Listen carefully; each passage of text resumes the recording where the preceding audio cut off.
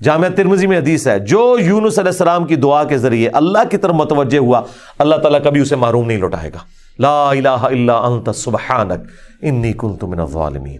اور جمع کے صیغے سے پڑھیں گے تو لا الہ الا انت سبحانک انا کننا من الظالمین۔ وہاں تھا انی کنت من الظالمین، یہ ہے انا کننا من الظالمین۔ دونوں طریقے سے آپ دعا مانگ سکتے ہیں، بہترین دعا ہے یہ، اسم اعظم ہے دعاؤں کی قبولیت کے لیے۔ قرآن میں بھی آیا کذالک ننجی المؤمنین، اور جامعہ ترمذی میں بھی آیا کہ جو اس دعا کے ذریعے اللہ کی طرف متوجہ ہوگا اللہ تعالیٰ اسے محروم نہیں لوٹائے گا۔ لہذا جو جامعہ ترمذی میں حدیث ہے نا کہ اللہ کی حمد اور دروشی پڑھ کے دعا کرو تو قبول ہوتی ہے، تو وہ اللہ کی حمد میں نا آپ اس کو شامل کریں، لا الہ الا انت سبحانک انی کنت من الظالمین۔ یہ اللہ کی بیسٹ حمد بھی ہے اور بیسٹ استغفار بھی ہے، اور ایسا استغفار ہے کہ اللہ کی رحمت کو ٹریگر کرنے والا ہے۔ دیکھیں آپ نے اللہ تعالیٰ کی کس چیز کو ہائی لائٹ کیا ہے کہ یہ اللہ تو پاک ہے، تو غلطی کر نہیں سکتا، اس کی عظمت مان لی، اور پھر ساتھ ہی کہا کہ مجھے تو نے بنایا ہی ایسا ہے کہ میں غلطی کروں گا، تو دیکھ میں کمزور ہوں، میں مان رہا ہوں میں غلطی کروں گا، تو کر بیٹھا ہوں تو معاف کر دینا۔ اس سے بیسٹ انداز نہیں ہو سکتا اپنی غلطیوں پر معافی مانگنے کا۔ تو یہ حرز جاں بنائیں، لا الہ الا انت سبحانک انی کنت من الظالمین۔ یقین کریں یہ دعا آپ کے سامنے یونس علیہ السلام ہو، مچھلی کا پیٹ، گپ اندھیرا، 3 دن 3 رات، دنیا میں کوئی آ کے آپ کو ریسکیو نہیں کر سکتا، اور موت سامنے نظر آ رہی ہے۔ حضرت یونس علیہ السلام اسی طریقے سے بچے ہیں جیسے مردہ کو زندہ ہو جائے، اور یہاں لوگ کہتے ہیں بڑا گرم ذکر ہے جی، خوشبو لا کے کرنا چاہیے اور صاف ستھری جگہ۔ بھائی جس نے یہ کیا تھا اس سے زیادہ تعفن والی جگہ کوئی نہیں تھی، مچھلی کا پیٹ۔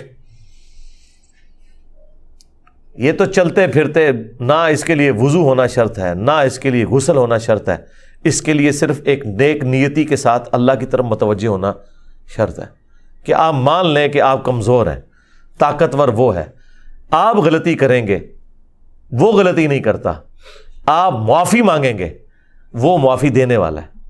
اللہ بھی التواب ہے اور بندے بھی توبہ کرنے والے ہیں۔ اللہ کی توبہ یہ ہے کہ جب آپ اللہ کی طرف رجوع کرتے ہیں، توبہ کا مطلب ہوتا ہے رجوع لانا، تو اللہ آپ کی طرف رجوع لے آتا ہے۔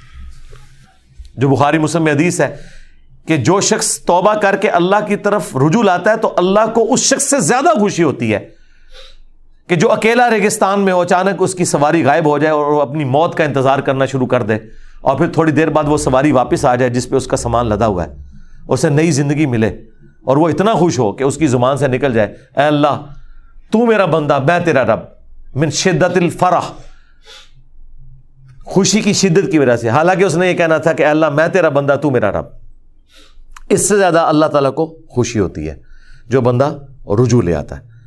تو یونس علیہ السلام کی دعاؤں کو آپ اپنے استغفار میں، اپنی صبح و شام کے اذکار میں، ہر جگہ اپنے تشہد کے اندر اس دعا کو پڑھا کریں۔ یہ بڑے بڑے مشکلوں کو آسان کر دیتی ہے۔ یار آپ دیکھیں ایک بندے کو اپنی موت سامنے نظر آ رہی ہے اور اس موت میں سے اسے زندگی مل جائے، بس جب آپ نا امیدی کے اینڈ پر پہنچے ہوں اور آپ کو کوئی امید نظر نہ آئے تو آپ یہ پڑھیں لا الہ الا انت سبحانک انی کنت من الظالمین۔ انشاءاللہ تعالی اللہ تعالیٰ اس مشکل میں بھی کوئی نہ کوئی ایسی راہ نکال دے گا جو آپ نے گمان بھی نہیں کبھی کی ہوگی۔ بہرحال وہ 3 دن اور 3 رات کے بعد یونس علیہ السلام کو مچھلی نے ساحل پر ڈال دیا۔ اب ان کا جسم کافی ڈیمیج ہو چکا ہوا تھا۔